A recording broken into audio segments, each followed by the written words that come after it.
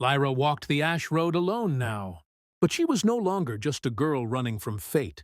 The crown of smoke floated above her head, whispering forgotten names, old truths and fireborn promises.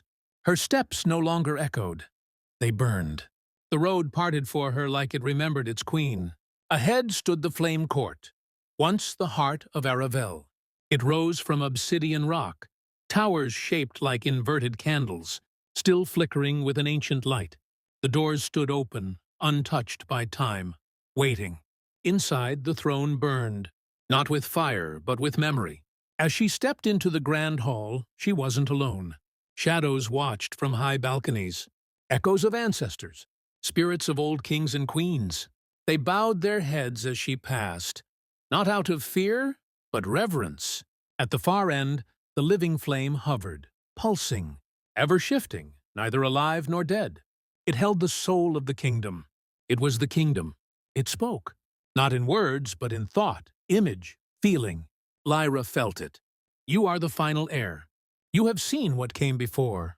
Now choose, awaken us, or end us. She stepped forward. In her hand, the ember Mira had guarded. In her veins, the memories of 100 rulers. Behind her, a world that feared what Aravell once was. Lyra closed her eyes and reached into the fire. Visions returned, of Kyle falling, of Mira hiding scrolls, of the warden crossing the rift. But this time, she saw something new, a path forward, a world where the flame wasn't used as a weapon or sealed as a threat, but shared, taught and guarded, not by one ruler, but many, not as a kingdom, but as a covenant. She whispered, "No more kings, no more gods. Just guardians?"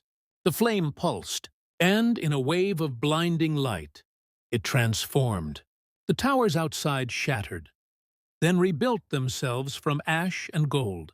The Warden of Ashes, watching from the sky, lowered his head and vanished like smoke in the wind. The crack in the heavens sealed. Lyra emerged as dawn broke, not wearing a crown, but holding the ember in her palm, now glowing like a small sun. She would return to the world not as a ruler, but as a storyteller, to teach, to warn, to remember. And so, the legend of Aravell was reborn, not in fire and fury, but in a girl who walked through flame and chose not to rule it, but to carry it forward.